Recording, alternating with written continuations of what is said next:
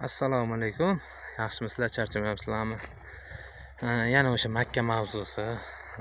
Bu Makka mavzusi tugamayapti. Xo'sh, men Makkalarni ko'rib turibsizlar, bachkilagan, juda chanqagan. Hozir trez bo'lib turganiga ishonmanglar bu. 3 kun oldin chanqab yotdi. Havo salqin bo'lib qolganiga sal trez bo'lib qolibdi. Bu Makkadan ham endi menimcha yaxshi hosil kutilmaydi hozir.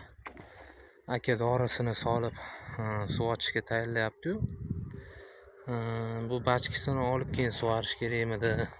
Kuchini olib qo'yadi bu bachka. Bachkilab yotibdi. Makka holati yaxshi emas. Har xil o'sgan. Ko'pchilik rangini qoraytirib qantarar ekan Makkani.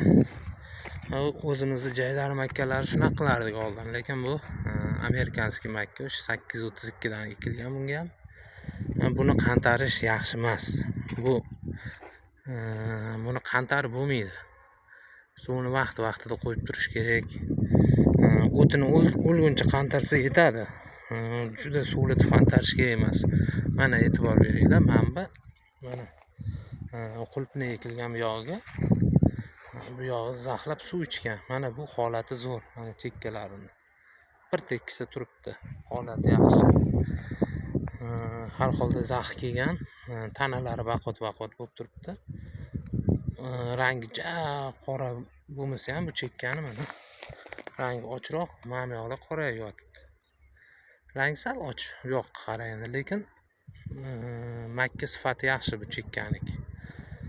Men balandroq bo'lgani uchun, yaxshi o'sgan, yumshoq bo'lgani uchun bu yoqlar chanqab yotibdi. Xo'sh, kuzatib turinglar, bu qo'shnimiz Makkasi edi. Sizlarga mana Makkani endi qo'yib beraman. Hozir litr soatgan ekanlar. Shu Makkadan qanaqa hosil oladida qo'yib beraman bu yerda. 1,5 gektar yer bor. 40 sotiklar chiqib qolar ekan, aniqini bilmayman. Makkalar ahvoli.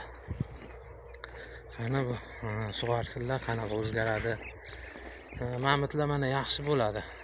Chunki o'sib olgan, tomir otib olgan yaxshi. Bu yoqlari har xil mayda, yirik har xil bo'lib yotibdi. Chanqagan nima qayerdan bilasizlar? Mana bu chanqagan. Bilinyapti, barilar jo'y. Bular ham o'z chanqagan, hozir salqin tushganiga trez bo'lib turibdi. Obyektlarda chanqab qoladi, ko'rsanglar. Hozirgi Makkalarni qantarish kerak emas, amerikanskiy Makkalarni. O'zimizni 120 kunlik, 70 kunlik joydagi Makkalar qantarsangiz ko'taradi u. Bularga iloji boricha qantarmaslik kerak. Kuzatishda davom etinglar. Shu qo'shnim Makkasini qo'yib sizlarga qanaqa hosil beradi bu ko'rsatib beraman, lekin hosili agar o'sha bosh chiqarganda qantarib qo'ymasalar, to'liq dom bo'lsa, maydaroq hosil bersa kerak. Juda yirik bo'lmaydi bu endi. Chunki qarash o'tib ketdi-da o'sha. Bu yog'iga qancha qarasa ham boshida qaralgan o'rnini bosmaydi. Kuzatishda davom etinglar. Hammanglar dehqonchiliklarga baraka bersin. Sog' bo'linglar, salomat bo'linglar.